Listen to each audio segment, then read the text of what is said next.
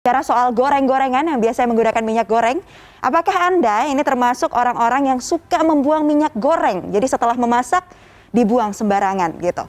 Nah, sebaiknya Anda hati-hati dengan bahaya yang ada karena minyak sisa menggoreng lebih baik didaur ulang. Pemirsa, limbah minyak goreng atau minyak jelantah ternyata dapat dimanfaatkan menjadi barang yang bernilai ekonomis. Di tangan 4 mahasiswa Fakultas Ilmu Perikanan dan Ilmu Kelautan Universitas Brawijaya Malang, limbah minyak dimanfaatkan menjadi pengharum ruangan.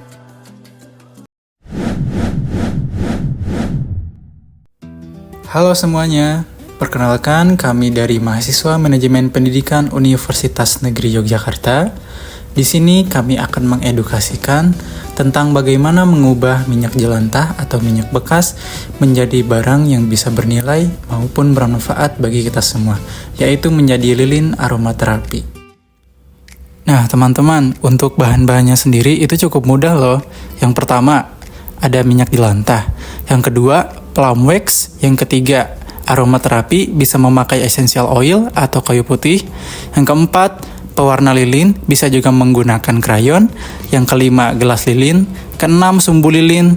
Ketujuh, arang aktif. Dan yang terakhir, hiasan untuk barang yang opsional. Pada tahap pertama, kita harus menyediakan wadah yang kita isi dengan arang aktif.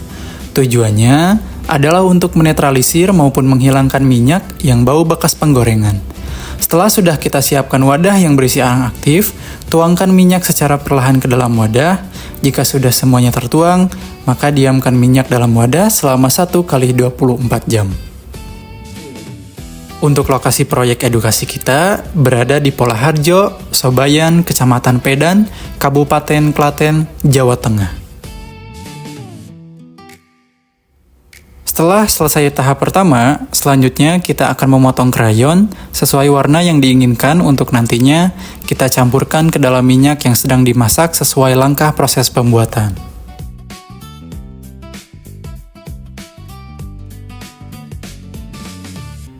Untuk tahap selanjutnya, siapkan dan cicikan juga bubuk palm wax dengan secukupnya dan campur dengan minyak yang sudah kita diamkan selama 1 kali 24 jam. Jangan lupa pakai saringan ya untuk menyaring partikel kecil dari arang. Masukkan ke dalam panci atau alat yang akan kita gunakan dalam proses pencampuran bahan-bahan. Proses selanjutnya, aduk bahan-bahan yang sudah kita campurkan sebelumnya di atas penggorengan dengan api kecil. Tunggu sampai bubuk palm wax-nya mencair, lalu masukkan krayon yang sudah kita potong-potong dan aduk hingga semua merata.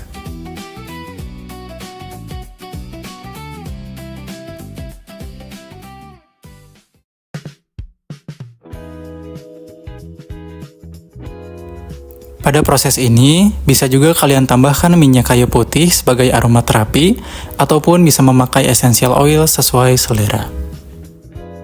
Selanjutnya, setelah semua bahan sudah tercampur merata, siapkan gelas kecil sebagai wadah lilin, tuangkan secara perlahan, dan jangan lupa juga siapkan wadah yang berisikan air es untuk mempercepat proses pendinginan dan pembekuan lilin.